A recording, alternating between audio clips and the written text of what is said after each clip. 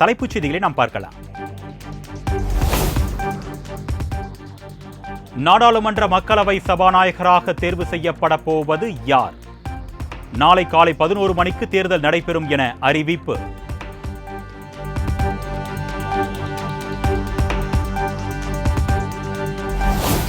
மக்களவை சபாநாயகர் தேர்தலில் போட்டியிட ஓம் பிர்லா வேட்புமனு தாக்கல். மக்களவை செயலரிடம் மனு தாக்கல் செய்தார்.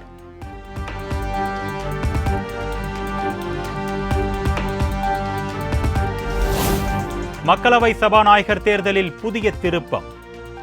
இந்தியா கூட்டணி சார்பில் கொடிக்குன்னில் சுரேஷ் எம்பி தேர்தலில் போட்டியிட வேட்புமனு தாக்கல்.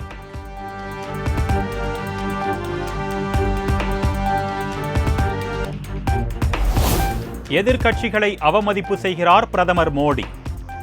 டெல்லியில் ராகுல் காந்தி குற்றச்சாட்டு. हमारे नेता को इंसल्ट करा जा रहा है तो नियत साफ नहीं है. अभी तक राजनाथ सिंह जी ने खारगे जी का कॉल रिटर्न नहीं किया है. तो मोदी जी कह रहे हैं कंस्ट्रक्टिव.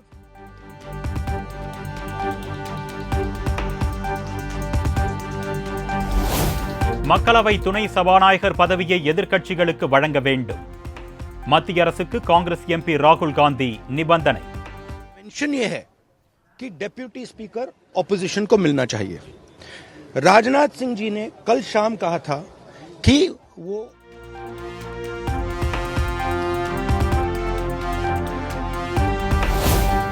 மக்களவை துணை சபாநாயகர் பதவியை எதிர்க்கட்சிகளுக்கு வழங்க வேண்டும். மத்திய அமைச்சர் ராஜ்நாத் சிங்கை சந்தித்து காங்கிரஸ், திமுக உள்ளிட்ட இந்தியா கூட்டணி கட்சி எம்பிக்கள் வலியுறுத்தல்.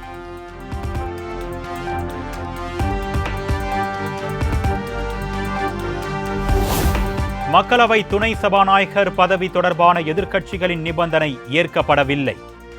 மத்திய அமைச்சர் பியூஷ் கோயல் டெல்லியில் பேட்டி.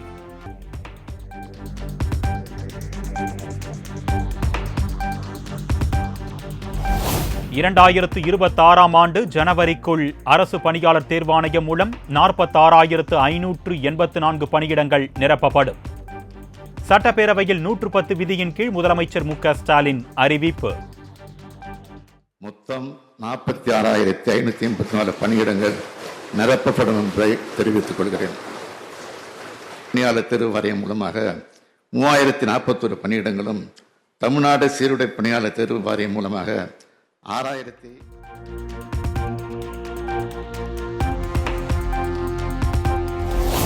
திமுக ஆட்சி பொறுப்பேற்ற 3 ஆண்டுகளில் 5,85,500 இளைஞர்களுக்கு வேலைவாய்ப்பு வழங்கப்பட்டுள்ளது.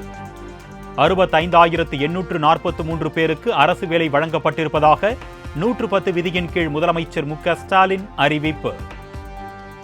மொத்தம் 65,483 இளைஞர்களுக்கு கடந்த 3 ஆண்டுகளில் அரசு பணி நியமனம் வழங்கப்பட்டுள்ளது என்ற செய்தியை மகிழ்ச்சியோடு தெரிவித்துக் கொள்கிறேன். அரசு துறைகளில் மட்டுமில்லாது பெருந்தொழில் மற்றும் சிறு குறு நிறுவனங்களின் மூலமாகவும்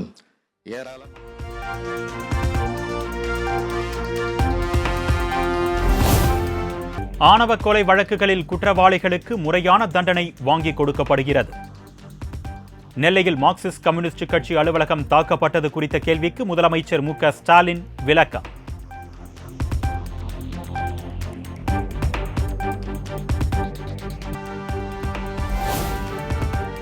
பெண் கல்வி, சம உரிமை, சாதி மறுப்பு திருமணம் ஆகியவற்றை ஆரம்ப காலம் தொட்டு ஆதரித்து வருகிறது திமுக.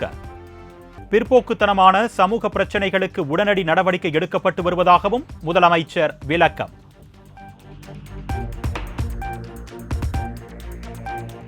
சம உரிமை, சாதி மறுப்பு திருமணம் ஆகியவற்றை தனது ஆரம்ப காலம் தொட்டே ஆதரித்து வரக்கூடிய இயக்கமாகும். இதனை இந்த அவையில் அனைவரும் அறிவார்கள். மாண்புமிகு பேரவைத் தலைவர் அவர்களே, நமது திராவிட மாடல் அரசு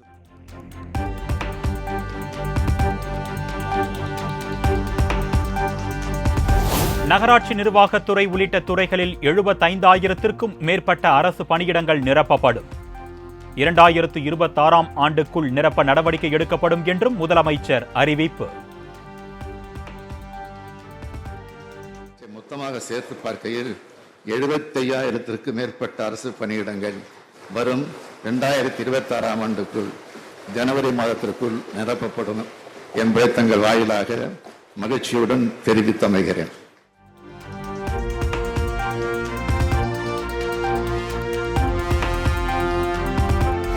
கள்ளச்சாராய விவகாரத்தை கண்டித்து சட்டமன்றத்தில் அதிமுக எம்எல்ஏக்கள் இன்றும் கடும் அமளி.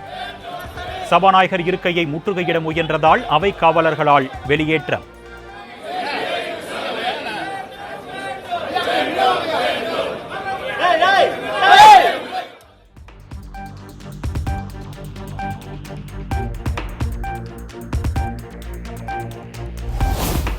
அதிமுக எம்எல்ஏக்கள் இன்று ஒரு நாள் சட்டமன்றத்தில் இருந்து சஸ்பெண்ட்.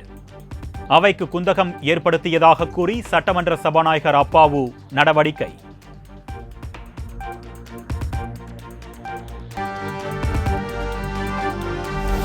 சட்டமன்றத்தில் அதிமுகவினர் திட்டமிட்டு கலவரத்தை தூண்ட முயற்சிப்பதாக முதலமைச்சர் மு க ஸ்டாலின் குற்றச்சாட்டு. நாடாளுமன்ற தேர்தலில் திமுக பெற்ற 40க்கு 40 வெற்றி அதிமுகவினருக்கு கண் உறுத்துகிறது என்றும் சாடல். 40க்கு 40 அது அவருடைய மனசை உறுத்துது, கண்ணை உறுத்துது. அதை மக்களிடத்திலிருந்து எப்படி மாற்றுவது என்பதற்காக திட்டமிட்டு இந்த காரியத்தை தொடர்ந்து செய்து.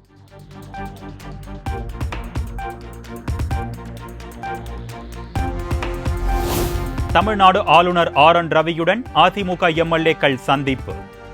விஷச்சாராய மரண வழக்கை சிபிஐ விசாரணைக்கு உத்தரவிடக் கோரி எடப்பாடி பழனிசாமி மனு.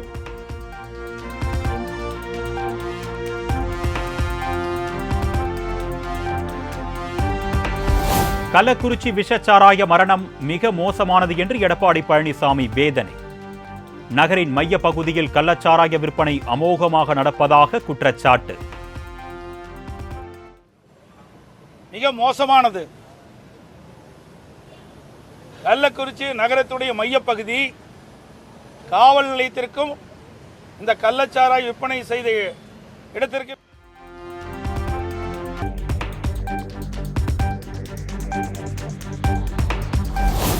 விஷச்சாராய மரணத்திற்கு பொறுப்பேற்று முதலமைச்சர் ராஜினாமா செய்ய எடப்பாடி பழனிசாமி வலியுறுத்தல். மரண வழக்கை சிபிஐ விசாரித்தால்தான் உண்மை வெளிவரும் என்றும் பேட்டி. இன்றைய முதலமைச்சர் திரு ஸ்டாலின் அவர்கள்தான் பொறுப்பேற்று தார்மீக நீதியாக ராஜினாமா செய்ய வேண்டும்.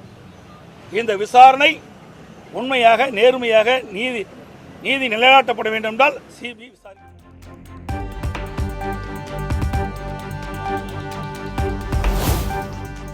வனத்துறைக்கு தெரியாமல் கல்வராயன் மலையில் கள்ளச்சாராயம் காய்ச்ச முடியாது.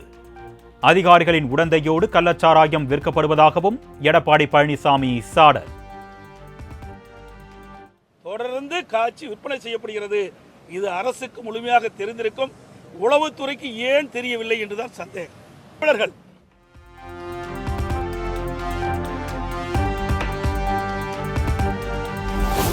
கள்ளக்குறிச்சி மாவட்ட ஆட்சியர் அலுவலகம் முன்பு தேமுதிக சார்பில் கண்டன ஆர்ப்பாட்டம். பிரேமலதா விஜயகாந்த் தலைமையில் 500க்கும் மேற்பட்டோர் கலந்து கொண்டு கள்ளச்சாராயத்திற்கு எதிராக முழக்கம்.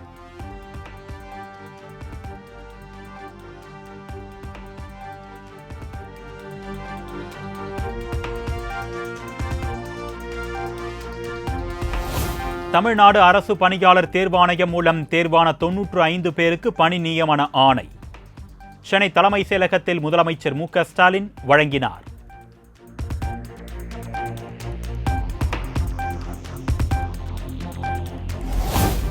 யானை வழித்தடத்தை ஆக்கிரமித்துள்ளதா ஈஷா யோகா மையம்?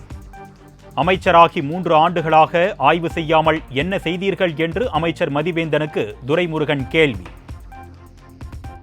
உங்களுடைய பர்மிஷன் பெற்றுதான் அந்த இடங்களை எல்லாம் பிடித்தாரா? யானை வைத்தியத்தை மறித்திருக்கிறார் சொல்கிறார், உண்மையா? அவர் ரிசர்வ் ஃபாரஸ்ட்ல கை வச்சிருக்காரா இல்லையா? அதுக்கு நேரடியாக பதில் கேட்கிறார்.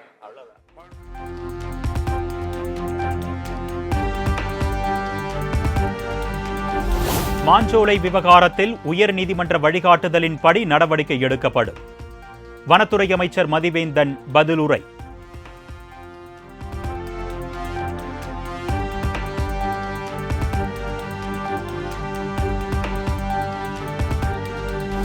சனாதன தர்மத்திற்கு எதிராக பேசியதாக தொடரப்பட்ட வழக்கில் அமைச்சர் உதயநிதிக்கு ஜாமீன். வழக்கை ஆகஸ்ட் 8ஆம் தேதிக்கு ஒத்திவைத்து பெங்களூரு நீதிமன்றம் உத்தரவு.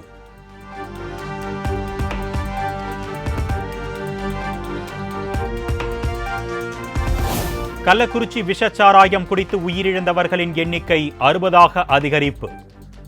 மேலும் பலர் மருத்துவமனைகளில் சிகிச்சை பெற்று வரும் நிலையில் பலி எண்ணிக்கை அதிகரிக்க வாய்ப்பு.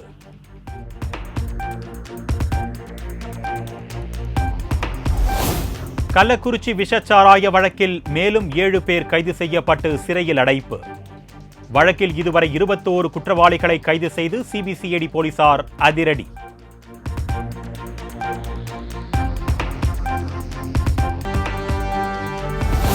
சென்னை பல்லவன் இல்லத்தில் இருந்து கோட்டை நோக்கி போக்குவரத்து அண்ணா தொழிற்சங்கம் சார்பில் பேரணி. தொழிலாளர்களுக்கான ஊதிய ஒப்பந்த பேச்சுவார்த்தை உள்ளிட்ட 7 அம்ச கோரிக்கைகளை நிறைவேற்ற வலியுறுத்தல்.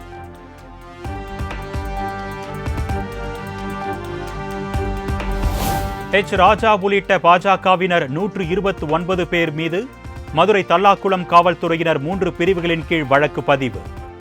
காவல்துறையின் தடையை மீறி போராட்டம் நடத்தியதால் போலீசார் நடவடிக்கை.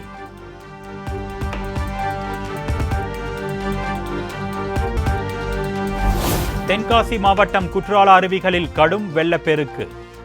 2வது நாளாக குளிக்க தடை விதிக்கப்பட்டதால் சுற்றுலா பயணிகள் ஏமாற்றம்.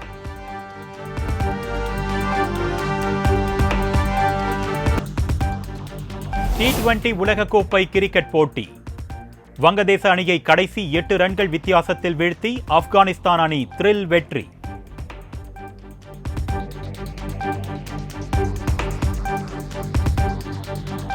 T20 உலகக்கோப்பை கிரிக்கெட் தொடரில் இருந்து வெளியேறியது ஆஸ்திரேலிய அணி. ஆப்கான் இந்தியாவிடம் தொடர் தோல்வி கண்ட நிலையில் வெளியேற்றம்.